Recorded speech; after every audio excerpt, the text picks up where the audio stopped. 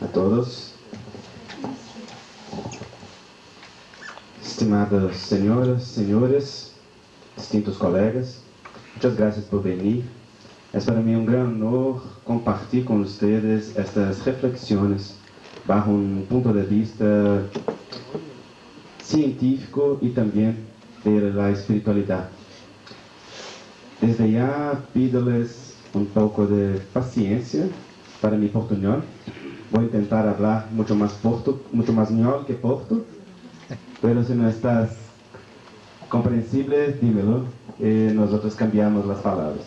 Bueno, la eutanasia es un tema que es un gran desafío para todos nosotros. Los temas de la vida y los temas de la muerte son grandes desafíos para la comprensión humana que desafían-nos en varios niveles.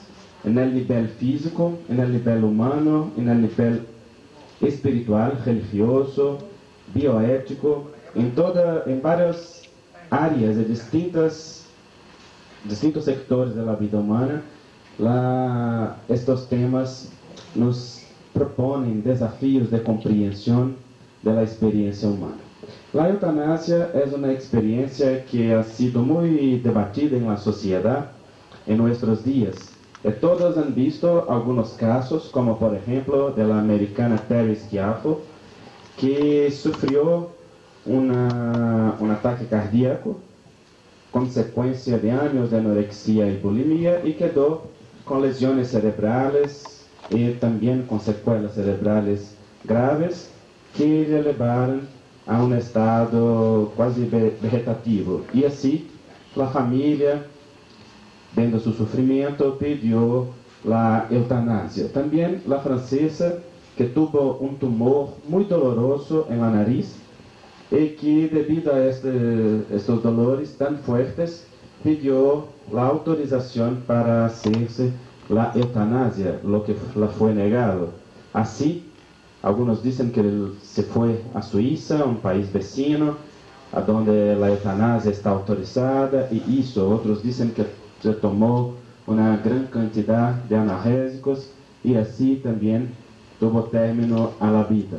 Pero estas y otras situaciones nos traen un gran desafío de comprensión, sobre todo para nosotros, profesionales de la salud, médicos, que estamos lidiando con la vida y con la muerte todo el tiempo.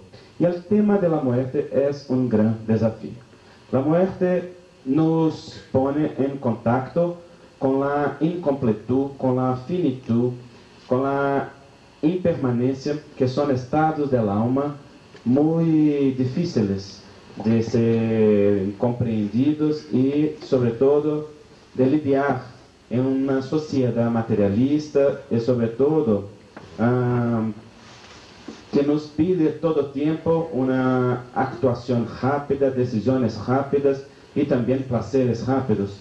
La muerte significa para muchos la finalización del proceso vida, que representa placer, y entonces significa una frustración, una incapacidad, una finalización de experiencia de vida, y la gran mayoría de las personas evita el tema de la muerte y tiene mucha angustia cuando tiene que lidiar con cuestiones como estas.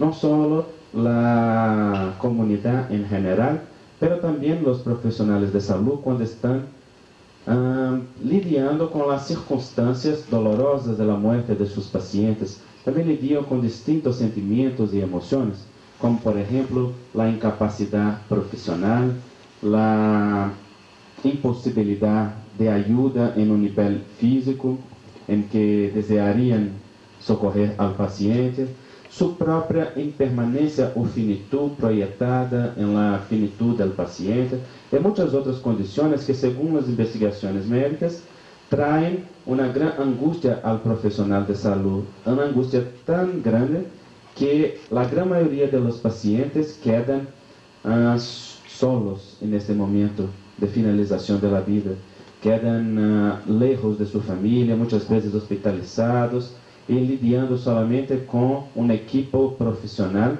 que también tiene dificultades de lidiar con él, y así la muerte se queda como una señal, una referencia de frustración, de incapacidad, de imposibilidad de actuación. Bueno, ¿qué es la eutanasia? La eutanasia viene del griego, que significa bien, y thanatos, que significa muerte. Se dice que es la buena muerte, una forma compasiva de se ofrecer un fin de vida. Aquellos que defienden la eutanasia dicen que es una muerte digna, porque a la persona se ofrece una finalización de vida que sea compatible con sus capacidades, y si ella no tiene más autonomía ni capacidad de decisiones, entonces no tiene más dignidad. Estos son los argumentos. Entonces, ella se entiende como una muerte digna, sin sufrimientos innecesarios y en las mejores condiciones.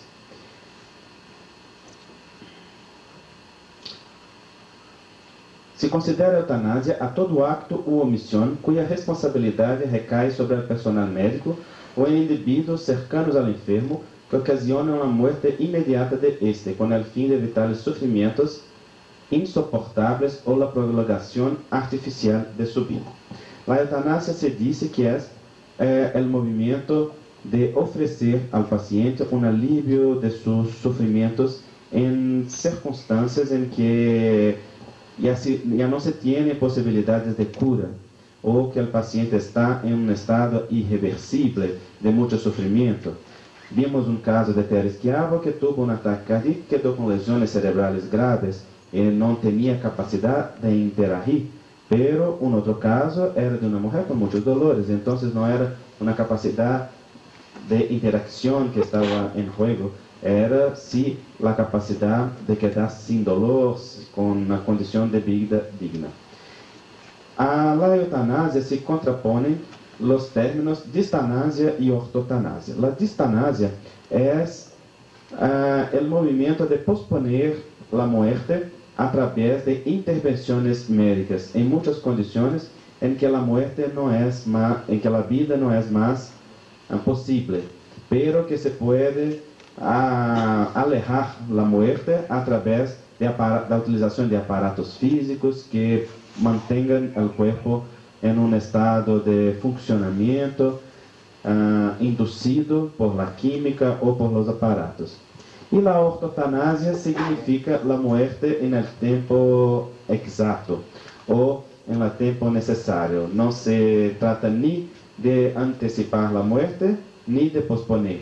Se trata de permitir al cuerpo y a la vida que se termine en el momento en que la naturaleza señala en condiciones que no hay más capacidad de ofrecer al paciente una posibilidad de prolongamiento de la vida.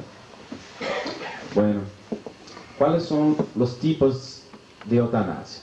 Podemos llamar de eutanasia voluntaria aquella que el paciente pide que sea hecha.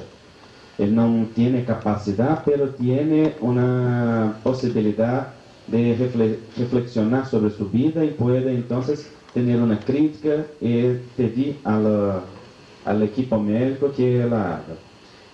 La eutanasia no voluntaria es aquella que se realiza, por ejemplo, en niños en que no pueden pedir y que no se puede también consultar. Es la eutanasia llamada no voluntaria. Y la eutanasia llamada involuntaria es aquella que se hace sin ningún conocimiento del paciente, solo por decisiones médicas.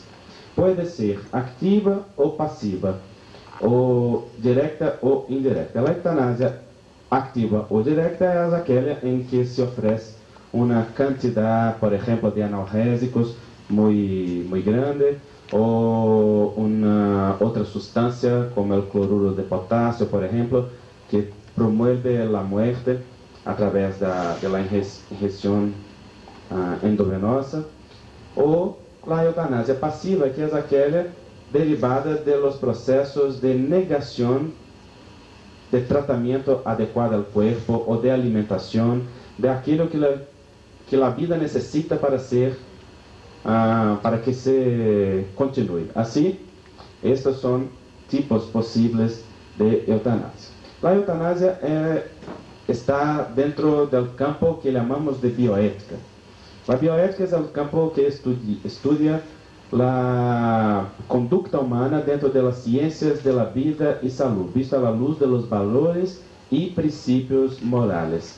Empezó en 1970 con la discusión de qué el hombre puede hacer con todo el aparato físico para posponer la vida, para actuar sobre la vida humana, utilizándose los valores morales y filosóficos que piensan la vida.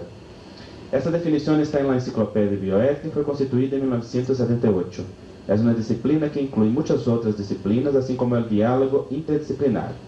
Esto es necesario con el fin de llegar a una conclusión en cuanto a la aplicación de este inmenso poder que la biotecnología confiere a unos pocos. Sobre todo cuando fue determinado el proyecto Genoma, que fue el proyecto de trabajo para el conocimiento de todo el mapa genético del ser humano, se quedaron muy preocupadas las personas con el uso que se podría hacer de estos conocimientos, con aquello que podría venir, cómo aplicar el conocimiento de la genética, de las posibilidades de la biotecnología, porque todo eso tiene consecuencias filosóficas y morales amplias en la vida del ser humano. Entonces la bioética es un campo de gran discusión y sobre todo la eutanasia, el aborto, la muerte encefálica también, y todos los otros temas que dicen respecto a la muerte y también a la vida, están encuadrados en esta situación y en esta discusión más amplia. Tenemos dos paradigmas que están en uso hoy dentro del campo de la bioética y que son utilizados también por nosotros los profesionales de salud. Uno se dice el paradigma utilitarista, que es el paradigma utilizado por la gran mayoría de los profesionales de la salud y de las personas. Es aquel que dice que la persona se basa en tres valores principales: la beneficencia, la autonomía y la justicia. La beneficencia se basa en la capacidad de hacerse el bien y de ofrecerse siempre el bien para la persona. El bien debe siempre estar disponible para uno. No debe haber daño en las actitudes ofrecidas, sobre todo en la área de la salud. La autonomía dice respecto a la capacidad de la persona de decidir su propia vida, de decir lo que es aceptable o no para uno, lo que se puede hacer con ella o no, en casos de salud, que se puede decidir respecto a una medicación, a una cirugía, a una intervención médica cualquiera. La justicia, la capacidad de ofrecer el tratamiento digno y justo a todas las personas con el buen uso de la tecnología de la salud y también de las posibilidades que nos ofrece el conocimiento científico actual. En este paradigma, lo que es principal es en este paradigma es la cualidad predominante de la vida. No, la traducción está errada. En este paradigma, sí, la calidad de vida es la condición predominante para uno. Entonces se dice siempre, si la persona tiene capacidad de elegir lo que vive, se tiene capacidad de comprender, se tiene calidad de vida en aquello que hace. Así, si una persona está en una condición, por ejemplo, de un sufrimiento muy largo, se pregunta si hay calidad de vida en aquella experiencia. Sobre todo lo que está en juego en esta condición es lo que la persona puede ofrecer a la sociedad. Se puede interaccionar, se puede tener relaciones, se puede establecer una vida saludable en que haya la búsqueda, por ejemplo, de los placeres que desea, de las realizaciones, del trabajo.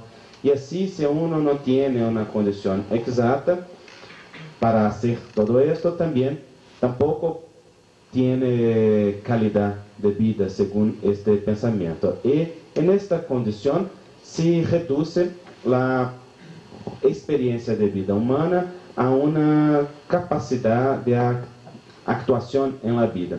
Es el paradigma de que se utilizan todos aquellos que defienden la eutanasia, porque se dice que la eutanasia es una defensa de la calidad de vida de la persona, de una muerte justa y digna dentro de esta visión materialista, de un punto de vista de que la muerte es el final de la vida y que la dignidad de la vida es la capacidad que la persona tiene de sociabilizarse y así.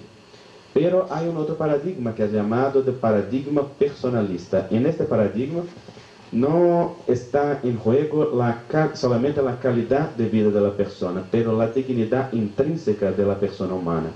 Y en este paradigma están considerados todas las condiciones que mantienen la vida y en las cuales la vida se establece.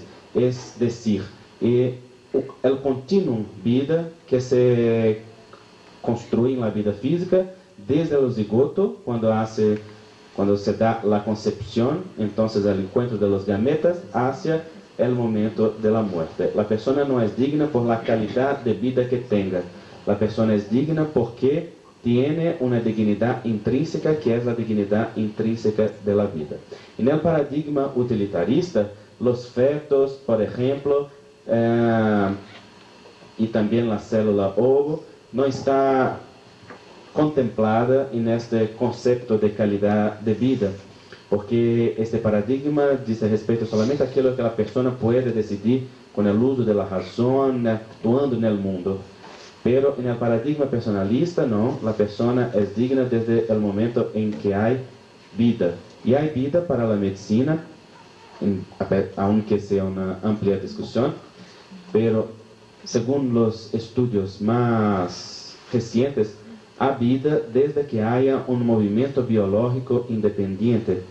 Y el feto ya tiene un movimiento biológico totalmente independiente, tiene una carga genética distinta de aquella de sus padres, y empieza el proceso de la embriogénesis, que es una compleja ecuación bioquímica que se establece a partir de la actuación de la genética del individuo, y el feto se nutre de la madre y de la interacción con el cuerpo de la madre, pero es una cuestión ya distinta. Es un individuo en este paradigma. Este es el paradigma personalista, que se basa en la dignidad de la vida desde el primer momento hasta el último momento, mesmo en el nivel físico. Y a este paradigma se puede ayuntar un paradigma espiritual. Entonces puede ser un paradigma espiritual personalista cuando las reflexiones se basan no solamente en la vida física y la dignidad de la vida desde el momento biológico de la concepción hacia el momento biológico de la muerte, pero también con las visiones religiosas y espirituales que se pueden, sobre todo las visiones espirituales no religiosas, que se pueden ofrecer en la interpretación de la vida y de la experiencia humana. Nosotros vamos a construir una reflexión hoy que se basa en este paradigma, el paradigma personalista espiritual. Estamos de acuerdo que la persona tiene dignidad desde siempre, desde que hay vida, hay dignidad. Y que la vida es un bien indisponible que el hombre no puede ofrecer ni retirar, solamente cuidar, solamente ofrecer la atención y el cuidado. Los padres no ofrecen la vida a los hijos, los padres ofrecen las bases biológicas de la vida, y la vida es un proceso mucho más complejo que esto, ¿no? En la área de la medicina, en que dice respecto, por ejemplo, a la eutanasia, nosotros tenemos el juramento de Hipócrates, que es una definición de valores morales que lleva más de quase 2.500 años y que aún constituye el conjunto de valores en los cuales los profesionales de salud médica se basan para la tarea de la medicina. Y en una de sus partes él dijo: aplicaré los regímenes en bien de los enfermos según mi saber y entender, y nunca para mal de nadie. No daría a nadie por complacencia un remedio mortal o un consejo que lo induzca a su pérdida. Tampoco daría a una mujer un empresario que pueda dañar la vida del feto. Este es uno de los principios fundamentales de la práctica médica. Primo non nocere, decía Hipócrates. Primero, no causar daño, ofrecer la posibilidad de cuidado y de socorro. Aunque no se pueda ofrecer la condición de sanación adecuada a uno, se puede ofrecer la condición de cuidado y atención más completa y compleja que se pueda comprender y también disponibilizar en las atenciones de salud, sin causar daño y ofreciendo cuidado a la persona integral. El médico está delante de la muerte con un gran desafío y tiene una gran dificultad de lidiar también con esta cuestión, porque como él se siente responsable por el fenómeno vida, intenta de todas las maneras afastar el fenómeno muerte de la experiencia de la persona, lo que es posible en muchos casos, pero en otros no. Y cuando es posible es una maravilla, pero cuando no es posible, el médico se siente frustrado, se siente en una condición de pérdida de espacio, de grandeza, de importancia, de valor. Porque la muerte ha sido considerado el contrario de la vida. Pero la muerte no es el contrario de la vida, la muerte es el contrario del nacimiento. La muerte es parte de la vida, es también parte del proceso vida, que es todo el proceso de nosotros de utilizarnos de todas las formas de interacción y de construcción de dignidad en el interior de la vida humana, desde la dignidad del cuerpo físico, que debe estar en un funcionamiento adecuado, desde la dignidad también moral del ser humano, que debe estar junto de sus afectos, de las personas que le quieren bien.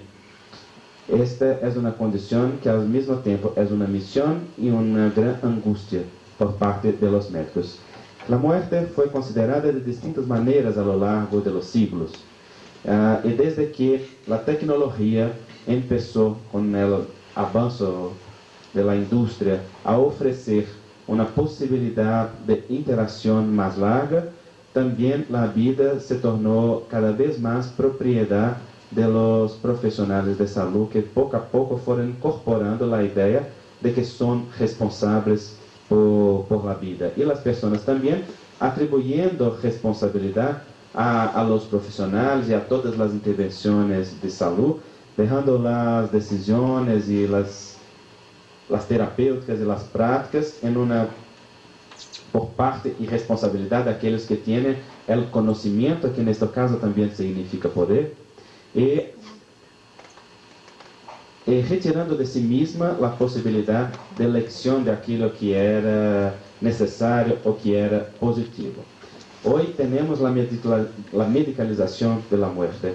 En muchos casos el paciente muere lejos de su familia, de sus afectos, de las personas que le quieren bien, en una condición de distancia, muchas veces muy compleja, o en otras de instrumentalización necesaria, pero muy dolorosa en varios niveles de la experiencia, porque se atribuye mucha confianza y poder a los aparatos, a las intervenciones médicas, y se perdió un poco del valor de la experiencia humana, de los afectos, de la familia. Tenemos que hacer algunas reflexiones bajo la óptica científica para comprender lo que pasan aquellos que piden, por ejemplo, la experiencia de la eutanasia.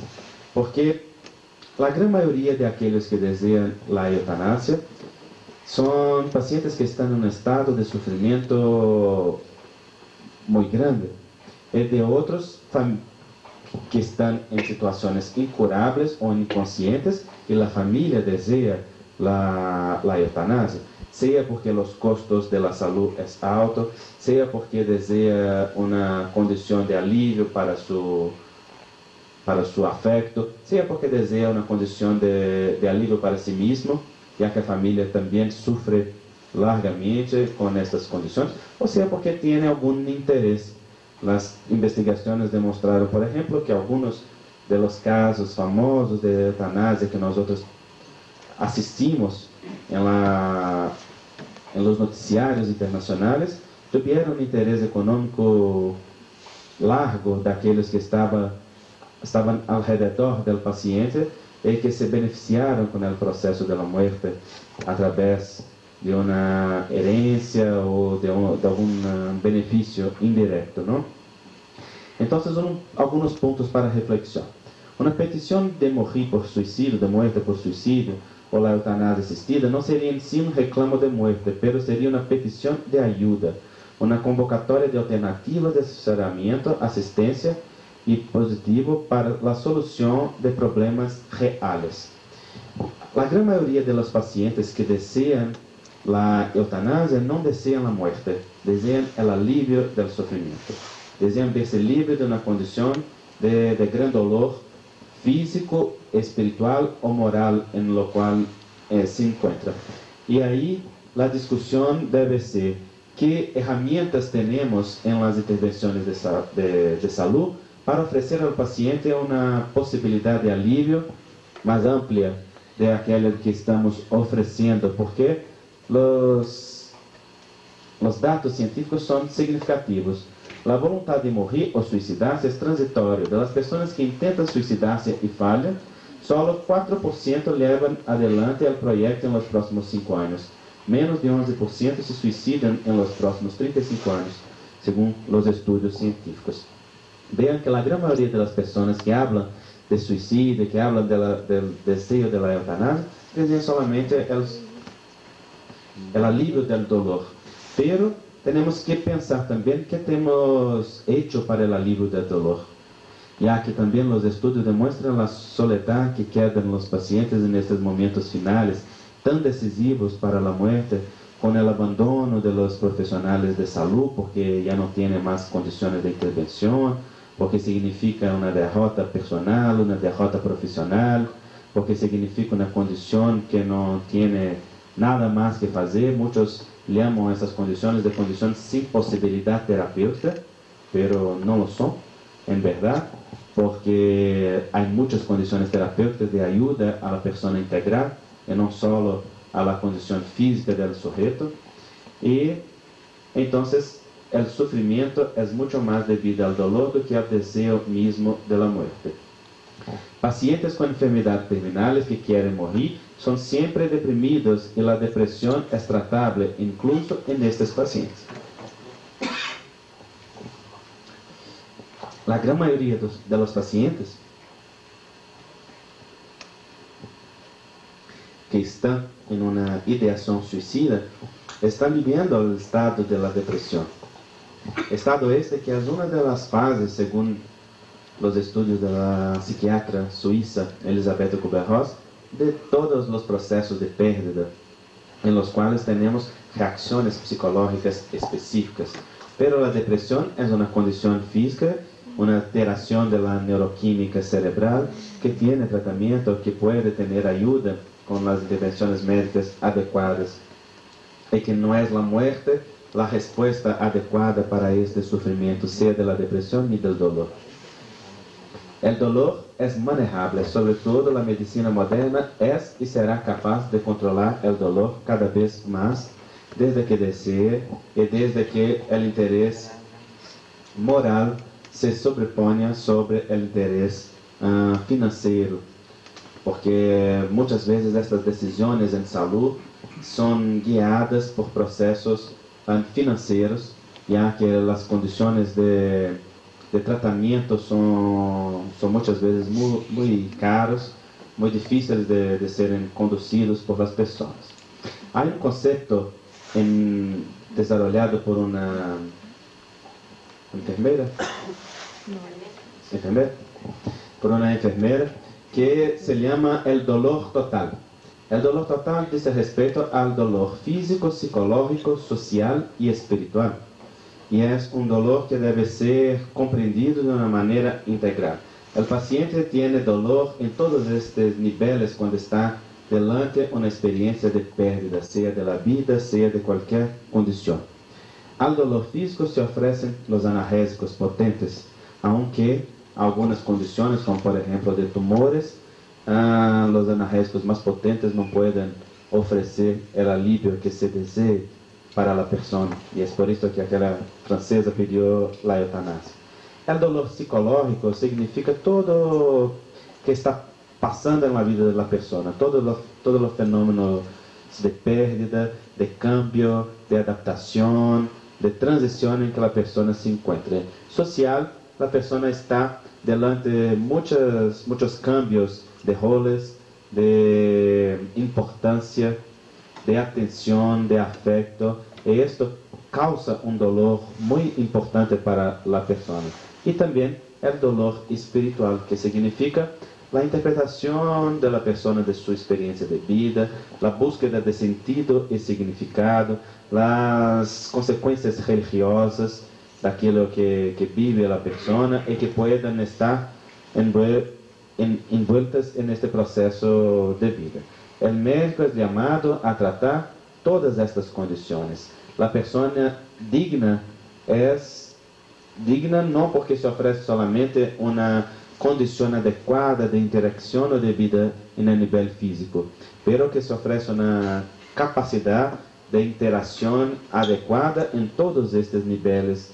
Se debe ofrecer un cuidado integral y continuado a la persona en todos estos niveles.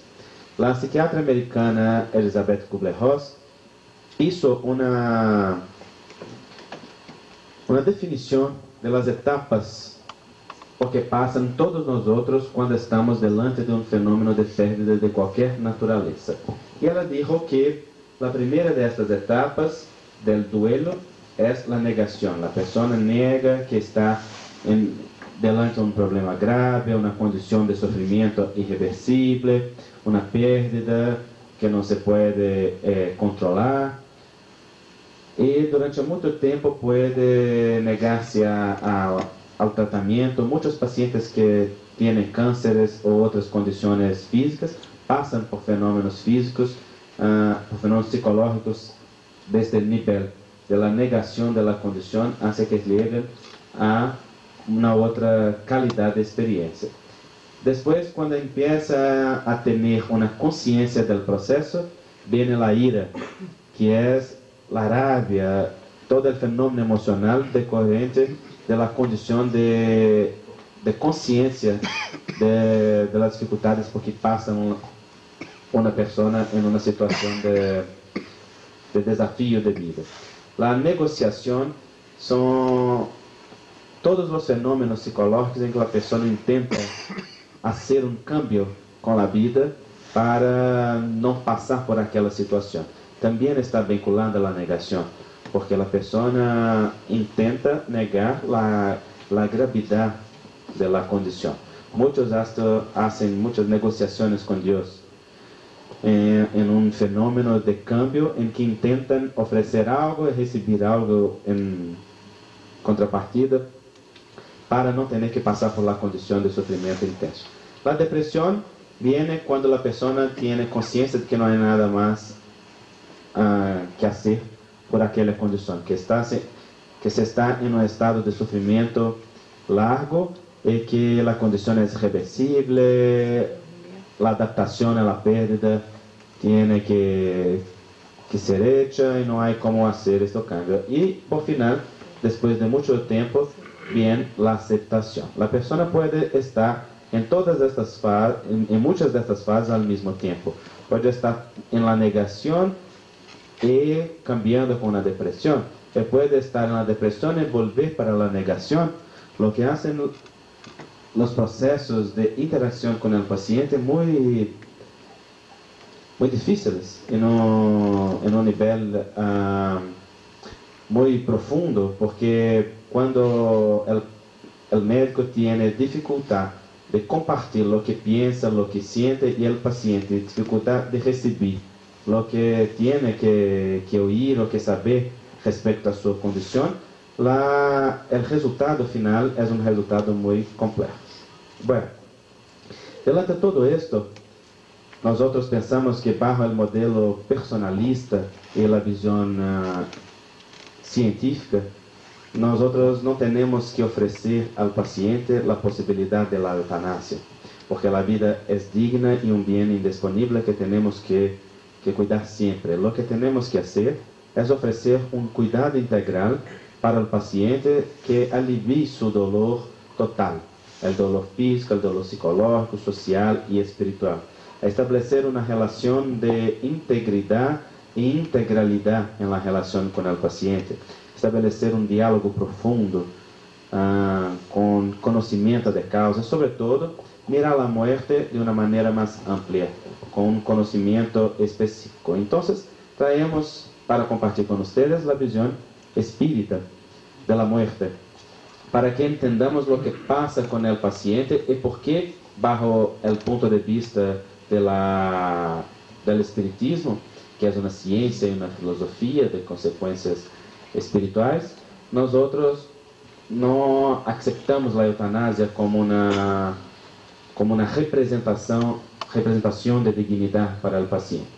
El espíritu en sí mismo es inteligencia que espera la fuente de donde fue creado.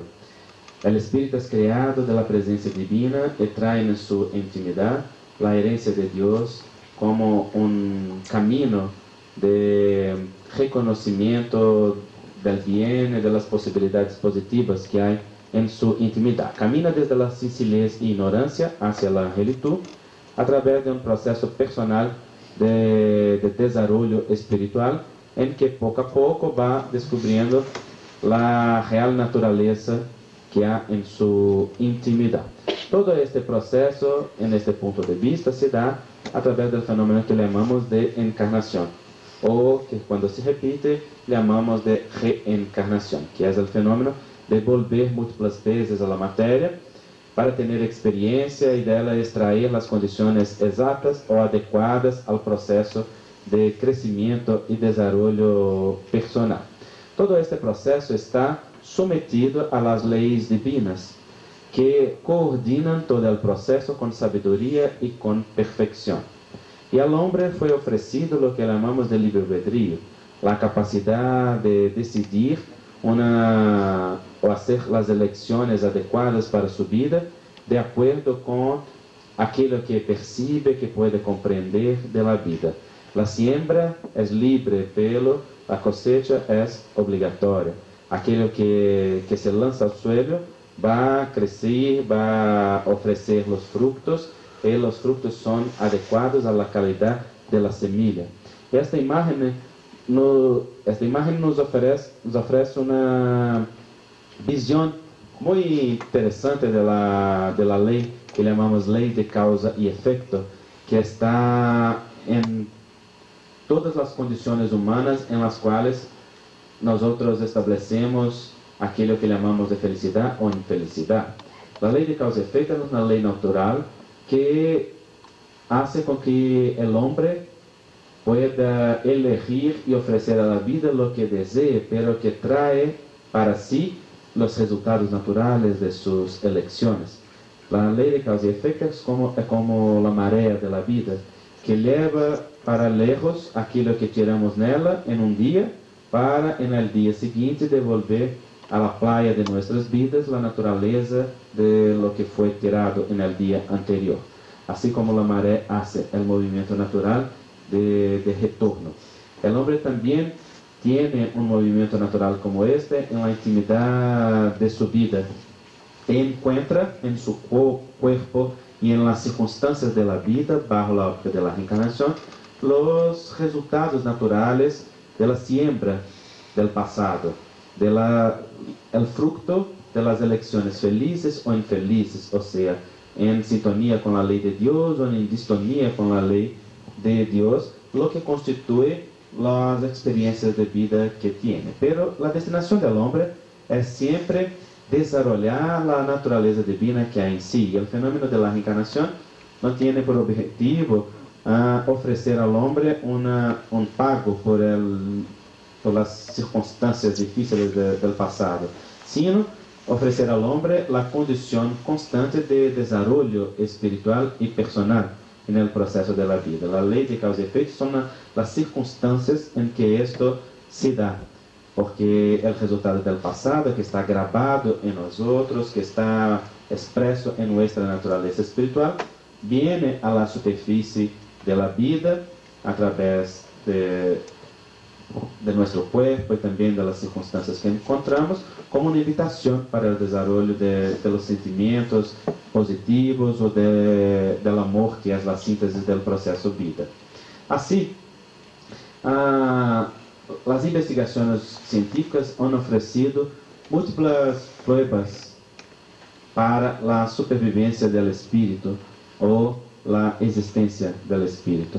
Acá tenemos, por ejemplo, las investigaciones hechas por Sir William Crookes, que ofreció una larga y científica experiencia con las materializaciones del espíritu Keith King, midiendo desde los datos fisiológicos distintos de los datos de la media hacia otras condiciones generales que no deja duda a la existencia del espíritu. Igualmente en Brasil se dieron algunas realizaciones de materialización espiritual, demostrando la existencia del espíritu, y todas estas fueron reuniones muy serias, realizadas en condiciones científicas con investigadores. Y acá tenemos también el medio brasileño Chico Xavier, que es una figura muy reconocida y de una confiabilidad muy larga en Brasil. Bueno, y todo esto nos ofrecieron la condición de reconocimiento de esta realidad que estamos hablando, de que el espíritu es una realidad que se expresa en la materia y que se utiliza de la materia para el proceso de desarrollo espiritual, encontrando en la vida lo que sea necesario.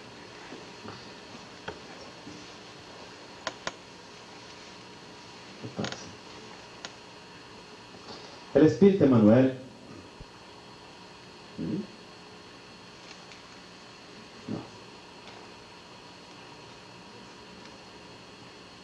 El Espíritu Emmanuel, en el libro El Consolador, respondió a una pregunta sobre la eutanasia. ¿La eutanasia es un bien en los casos de molestia incurable? Respuesta: el hombre no tiene el derecho de practicar la eutanasia en ningún caso, aunque la misma sea la demostración aparente de una medida bienhechora.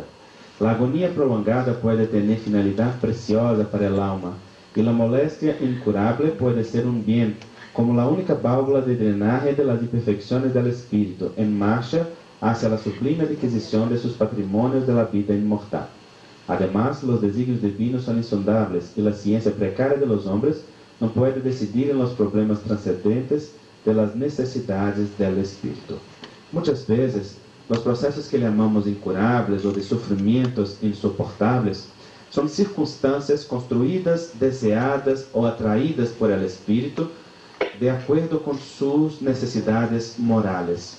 Y abreviar el tiempo de la vida es abreviar también una experiencia importante de despertamiento espiritual. Cuando el paradigma utilitarista habla de la dignidad de la vida, tiene en cuenta que el dolor no confiere dignidad a la persona, pero en el paradigma personalista espiritualista, el dolor tiene una finalidad que puede ser una finalidad muy útil y positiva para el espíritu cuando éste aprende las cosas espirituales y hace el proceso de despertamiento necesario que el proceso de dolor puede desarrollar en su intimidad. Muchas veces, solamente bajo procesos de dolores intensos que coloca no espírito em estados de sensibilidade e de desafio, de largos desafios, é que o espírito pode aceitar certas percepções, pode desarrollar certas condições da alma, pode reconectar-se consigo mesmo com a vida, abrindo a porta de su coração, de su sentimento, de su pensamento, para a intervenção espiritual superior, que tiene por objetivo oferecer-lhe uma melhor condição e uma adaptação. O momento último da vida pode ser um momento muito importante para o espírito, porque neste momento ele pode ter decisões muito importantes. Miren o que hablan os espíritos en el Evangelio según el Espiritismo. Un hombre está en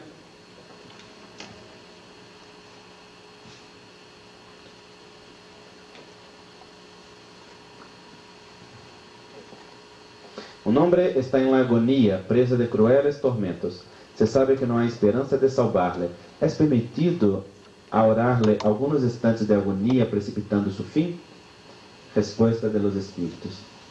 ¿Quién puede daros el derecho de prejuzgar los destinos de Dios? ¿Acaso no puede conducir a un hombre al borde del sepulcro para sacarle de él, con el fin de hacerle volver en sí y conducirle a otras meditaciones? En cualquier estado en que se encuentre un moribundo, nadie puede decir con certeza que ha llegado su última hora. ¿Acaso la ciencia no se ha engañado nunca en sus previsiones? Preguntan. Y acrescentan. Sé muy bien que há casos que con razón pueden llamarse desesperados, pero si no queda esperanza de vida y salud, no hay innumerables ejemplos de que en el momento del último suspiro el enfermo se reanima y recobra sus facultades por algunos instantes. Pues bien, esa hora de gracia que se le concede puede tener para él la mayor importancia, porque ignoráis las reflexiones que ha podido hacer su espíritu en las convulsiones de la agonía. Y los tormentos que puede ahorrarle un rayo de arrepentimiento. Entonces, bajo un punto de vista de inmortalidad del alma, el dolor tiene una función positiva y útil para la vida de despertamiento espiritual de uno. Un amigo brasileño, Dr. Décio Iandoli, cuenta en su libro Ser Médico y Ser Humano un caso muy importante de una paciente que estaba en una condición de insuficiencia respiratoria y que un cierto día cuando llegó en el hospital, ella estaba en una condición de insuficiencia grave y ya había intentado todas las medicaciones que amplían la capacidad respiratoria y nada se le ofreció de alivio y de posibilidad de una condición de tranquilidad. Así, todos ellos estaban tentados a sedarla y a darle una inyección más amplia de sedativo y que podría ser una condición de eutanasia, porque podría ofrecer una condición de parada respiratoria total. Entonces, ella podría venir a la muerte. Pero él sintió que no debía hacer esto de ninguna manera e intentó una vez más una medicación que ya se habían hecho para aquella condición, y la paciente de poco en poco respondió, volvió a la condición original y pasó a respirar con más naturalidad. El día siguiente, un hijo que él no veía hacía muchos años, que estaba lejos de la relación con ella y con la familia debido a condiciones de disputa, de malentendimiento, vino llamado por una hermana con insistencia hacia el hospital para ofrecerle una oportunidad de reencuentro. Y así los dos tuvieron la gran oportunidad del reencuentro, que es una oportunidad de reconciliación del afecto, reconciliación moral, reconciliación del sentimiento, reconciliación con aquello que nosotros levamos para el más allá, que se construye en la intimidad del alma, dentro del corazón, ya que nada de material se lleva de nuestra vida. Y después de esta experiencia intensa de reconciliación, ela tuvo una parada respiratoria definitiva, entonces murió. Y ella discute en su libro la circunstancia que podría haber sido evitada de reconciliación con un hijo que no había había muchos años y que podía llevar esta condición para adelante sin una posibilidad de alivio. ¿Cuántos espíritus llegan al mundo espiritual con una condición de arrepentimiento por las condiciones que no pudieron vivir, o con una circunstancia de sufrimiento agravado? Porque lo que la eutanasia hace para el espíritu es agravar el sufrimiento.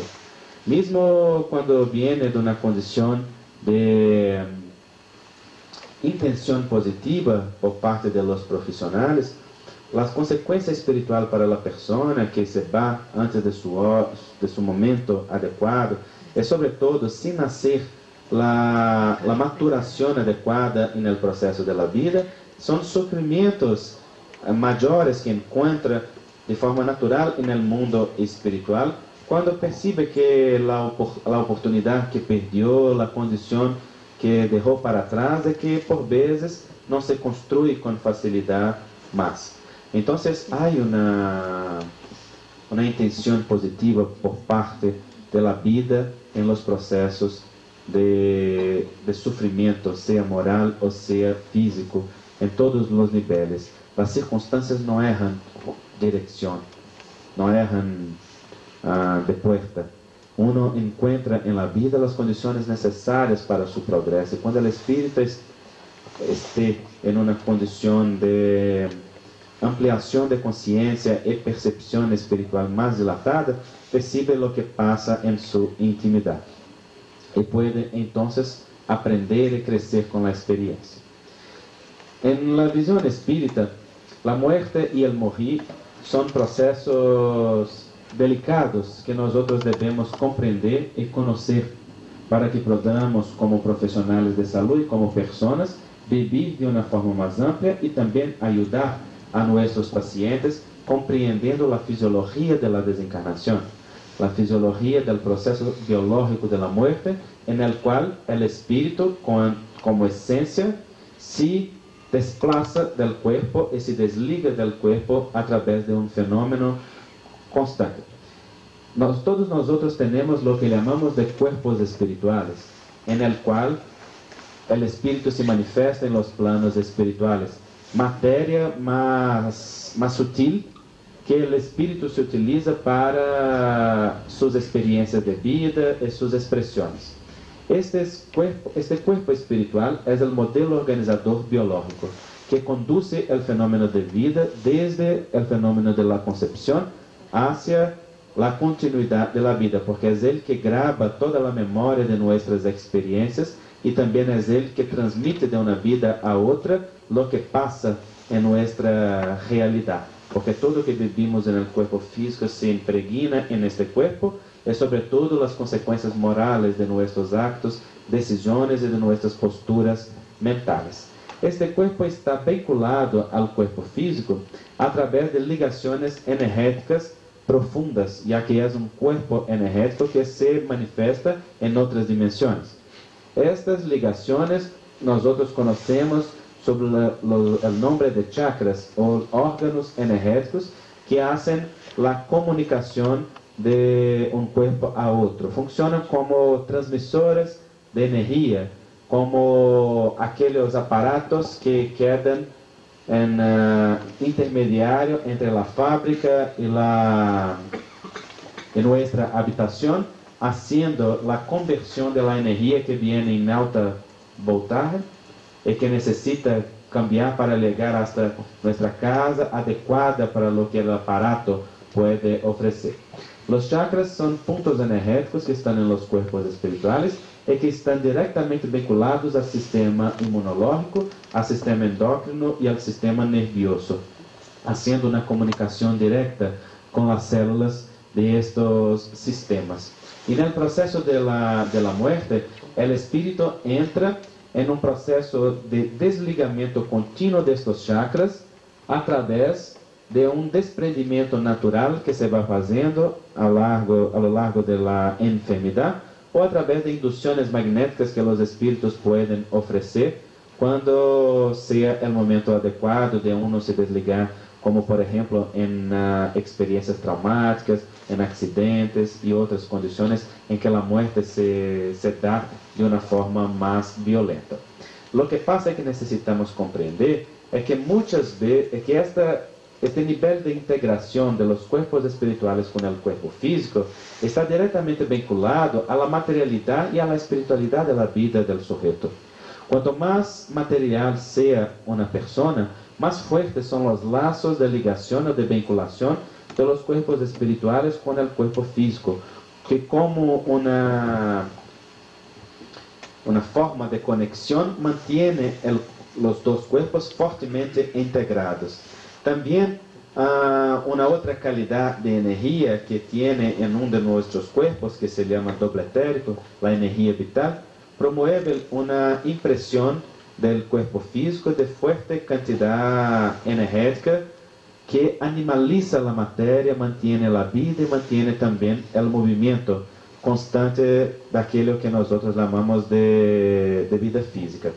Cuando uno pasa por una enfermedad larga, de pouco em pouco vai desgastando esta energia vital e promovendo o desligamento natural de los chakras, que pouco a pouco vão oferecendo ao espírito uma liberdade de sua expressão e uma liberdade da consciência. Quando há circunstâncias como, por exemplo, do suicídio, seja o suicídio assistido ou não, seja a eutanásia, o que passa é que há um desligamento brusco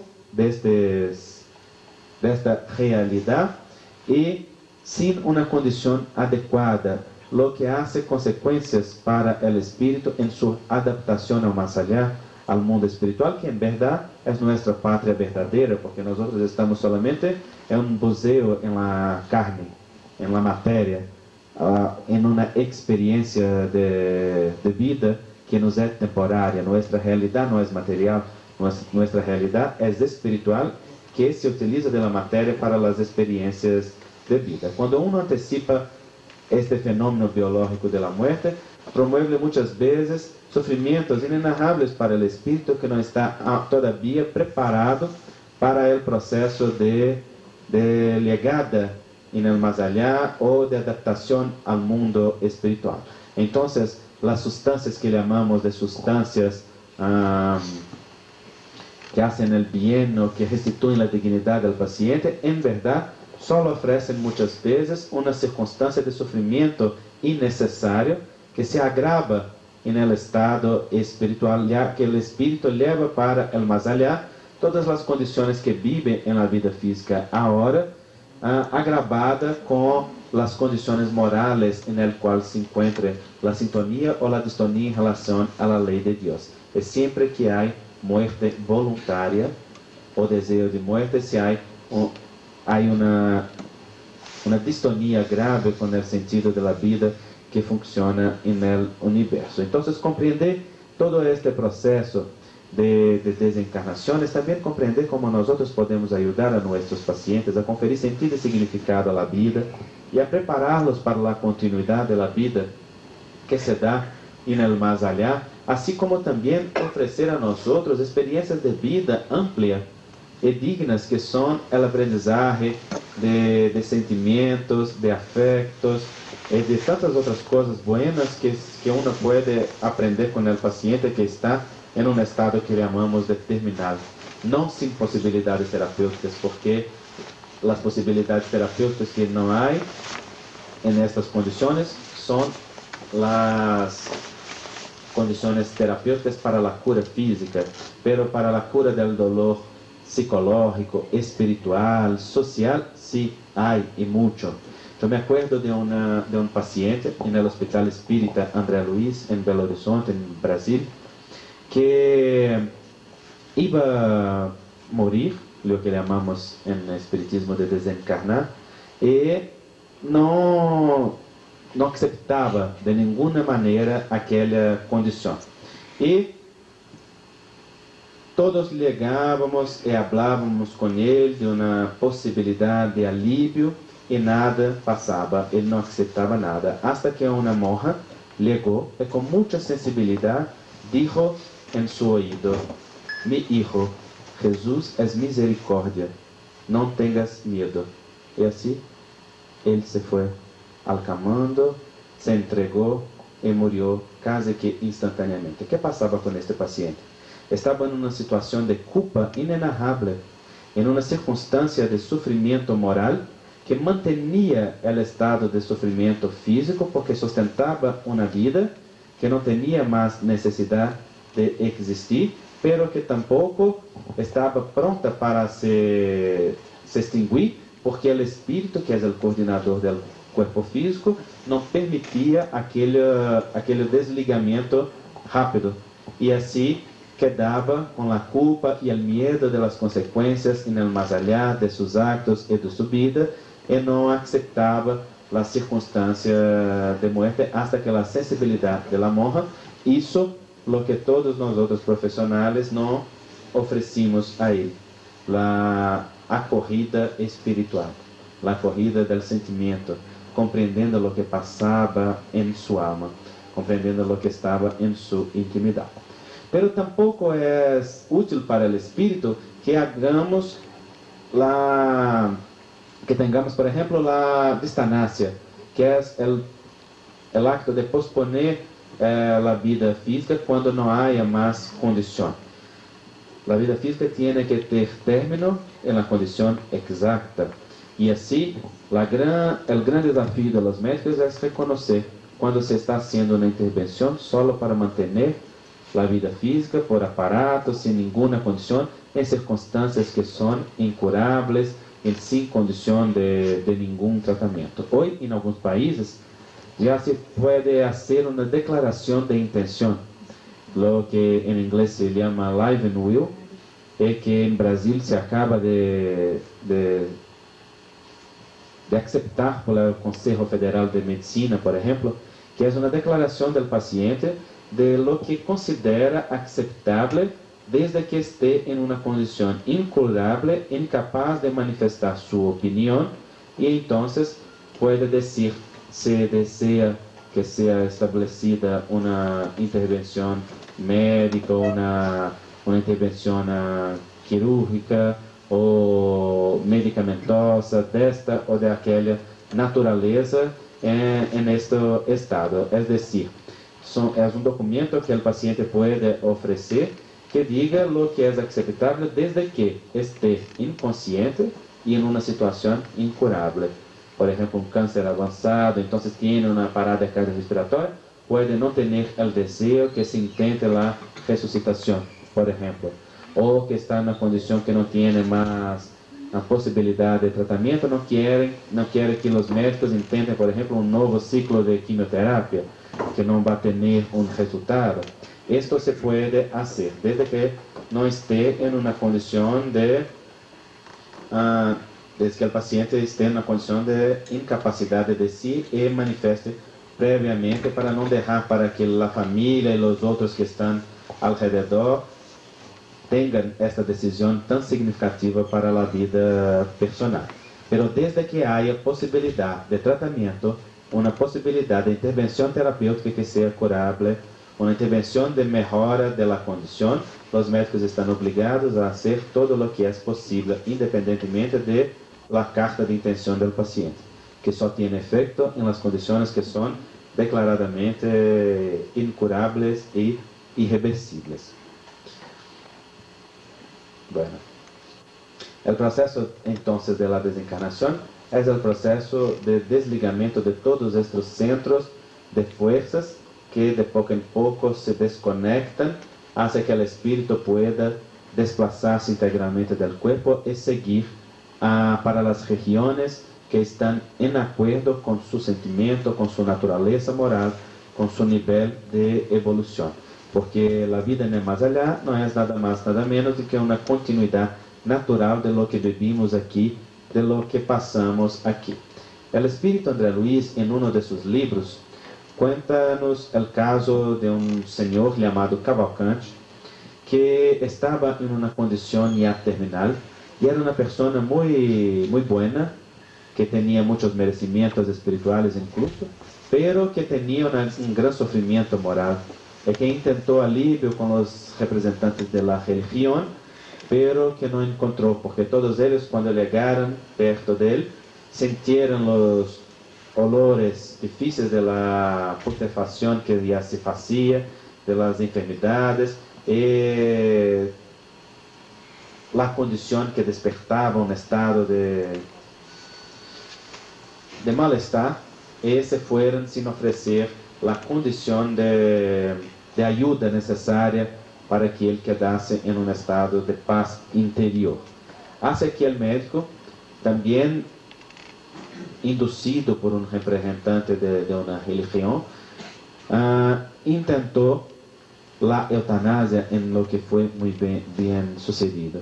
Y lo que André Luiz cuenta como resultado es que el espíritu, que no estaba preparado para llegar todavía en el más allá, sintió como un choque espiritual y su cuerpo espiritual fue impregnado de la sustancia que fue utilizado en el proceso de término de la vida, lo que hizo con que él quedase en un estado de inconsciencia en el más allá, y también en un estado de perturbación de su cuerpo espiritual, que le acrescentó un tiempo de perturbación que no sería necesario y que no habría si aquella infusión de medicación no hubiera sido hecha por aquel profesional, que con una intención de alivio, en verdad solamente agravó la condición de sufrimiento del paciente.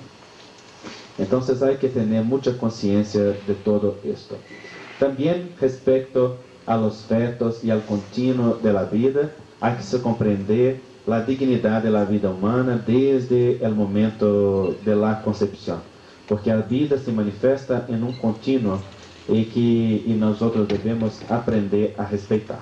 Bajo la óptica de la inmortalidad del alma, en este punto de vista del paradigma personalista espiritualista, el aborto no es aceptable en ninguna circunstancia, porque hay siempre una sabiduría divina guiando los procesos de vida, y la vida es considerada un bien que no pertenece al hombre, entonces que no puede ser disponibilizada a él para decidir sobre el proceso de término, ya que él también no puede con toda su ciencia y conocimiento ofrecer el inicio de la vida física, que solo se ofrece cuando no solo los gametas se encuentran, pero también el espíritu, que es la inteligencia, viene se conectar a este zigoto formado, promoviendo el desarrollo, la embriogénesis que empieza a partir de ahí.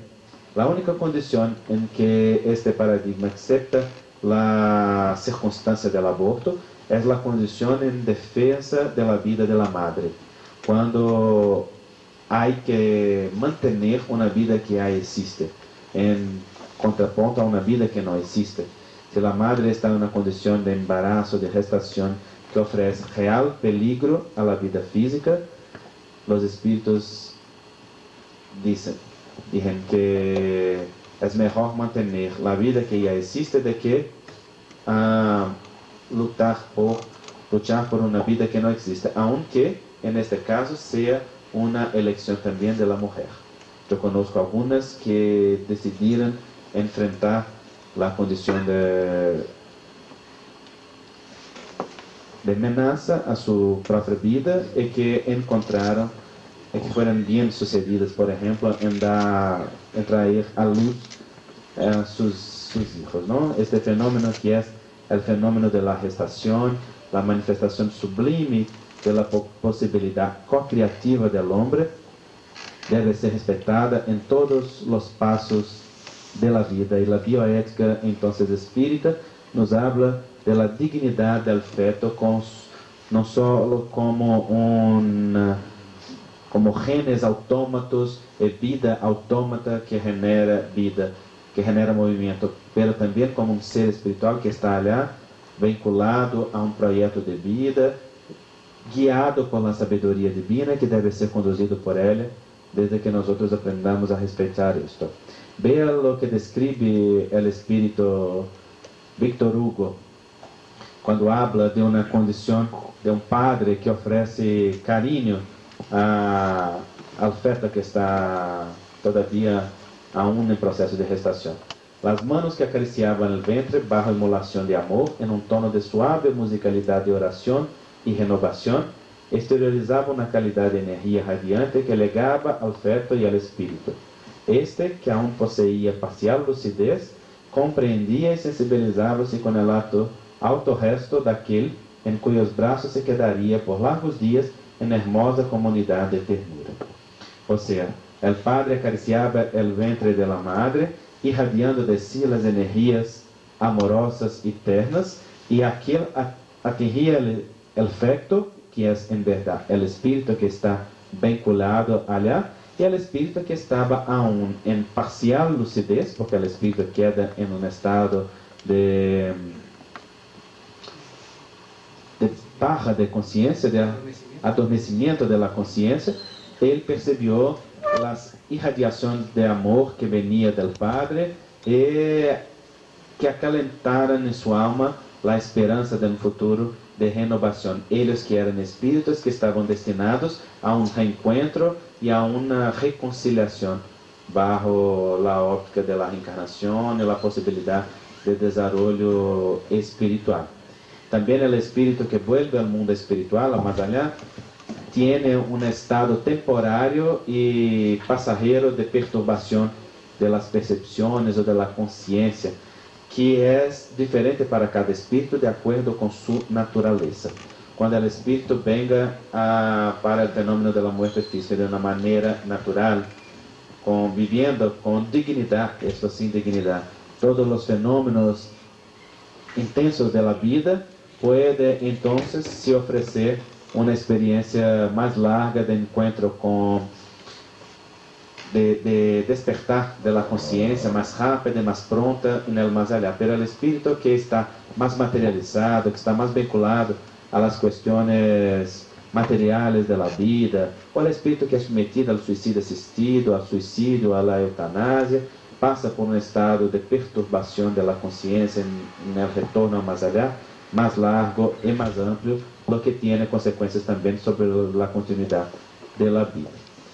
También queremos hacer algunas consideraciones acerca de la muerte encefálica y la donación de órganos, porque es una otra cosa que debemos pensar respecto a la eutanasia. Muchas veces se prolongan vidas sin necesidad, cuando la vida que se fue puede ofrecer una posibilidad de socorro y de amparo a una vida que está con largas posibilidades en la vida física. Pero en este caso, solamente cuando haya una muerte encefálica bien diagnosticada por los testes de apnea, por los testes de funcionamiento metabólico, de irrigación cerebral, de todos los testes que se hacen, de actividad eléctrica, de todo que se establece para definir-se la muerte encefálica. Pero una vez demostrada la muerte encefálica, el espíritu ya se fue. Ya hubo una desconexión del espíritu del cuerpo, y lo que está allí es solamente la máquina siendo sustentada por aparatos físicos sin que haya necesidad. En este caso, es muy importante que nosotros utilicemos de la conciencia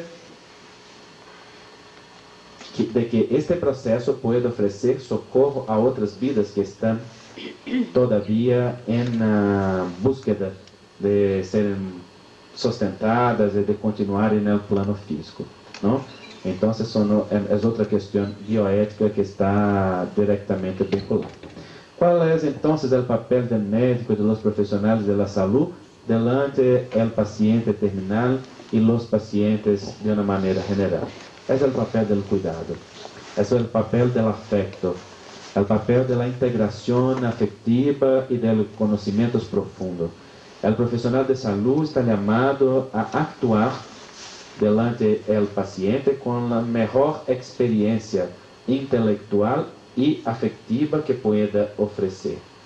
Es decir, ayudar al paciente en todos los niveles en que la experiencia vida se manifiesta, socorrendo el dolor físico, porque el paciente no tiene que tener dolor en el proceso de la terminalidad, tiene que tener conforto, de quedar al máximo de tiempo con sus afectos, sobre todo si posible en su propio hogar, con las personas que son las personas más próximas de su corazón, las que quieren más. También de quedar con un alivio de los síntomas lo más intenso posible, porque es nuestro deber aliviar el sufrimiento humano, pero no es nuestra posibilidad impedir al paciente de vivir la experiencia del sufrimiento, porque el sufrimiento es una interpretación del dolor, es una experiencia de vida. Nosotros podemos aliviar, pero el sufrimiento depende de amplios factores que el paciente va a pasar por sí mismo y que puede ser mucho constructivo para el espíritu, como decimos. El papel del médico es ofrecer cuidado integral al sujeto, y este cuidado significa bajarse a nivel de lo paciente y hablar con él de espíritu para espíritu, de humanidad para humanidad, sin quedar en una prepotencia, en una arrogancia del poder que nos es ofrecido, como si el conocimiento médico, la posibilidad de intervención en la vida física fuesen posibilidades mágicas de traer, de contrariar el fenómeno de las leyes divinas, que son naturales y son imperturbables. Este cuidado es un cuidado de sensibilidad, de atención, de hablar con el paciente. Muchas veces nosotros no vamos a tener nada más a hacer que hablar, de que ofrecer la medicación de un oído silencioso, que oye sin juzgamiento, que se coloca en una condición de ternura y de compasión para vivir con el paciente aquel momento final con dignidad, esto sin dignidad, con la vivencia intensiva, haciendo un contacto y una ayuda para que este paciente establezca ligación afectiva y ligación más profunda con aquellos que son más próximos y más estimados de su corazón, ¿no? Esta es una posibilidad que todos nosotros tenemos y que las investigaciones demuestran que se pierde en la vida, porque el paciente queda solo en este momento, queda lejos de sus afectos, queda vacío de sentido y significado, solo agravando el sufrimiento del dolor físico y del dolor moral que pasa en el momento de la terminalidad de la vida. El cuidado necesario es el cuidado que se ofrece con sensibilidad, con presencia, con actitudes profundas en la relación médico-paciente, que es una relación humana, una relación de dos posibilidades, sin ninguna prevalencia de ninguna de las dos partes. Todos los dos tienen su rol, tienen su actividad, el paciente con su pensamiento, con su sentimiento, con sus interpretaciones, el profesional con su conocimiento técnico, con su intervención y sobre todo con su sensibilidad y también con sus experiencias de vida, que le ofrecen la posibilidad de intervención más profunda en este proceso. Entonces concluimos que la eutanasia, bajo este punto de vista personalista, espiritualista, no es una posibilidad real, no significa una vivencia digna ni responsable, no alivia el sufrimiento del paciente, no ofrece una experiencia de mejor calidad y cantidad de vida, sino ofrece una circunstancia de agravamiento muchas veces de pruebas necesarias, de sufrimientos morales que son esenciales al proceso de despertar espiritual de nosotros, con el conocimiento de que la vida sabe lo que necesitamos. Y nadie pasa por aquilo que no sea exactamente necesario. Nuestro materialismo, nuestra arrogancia nos hace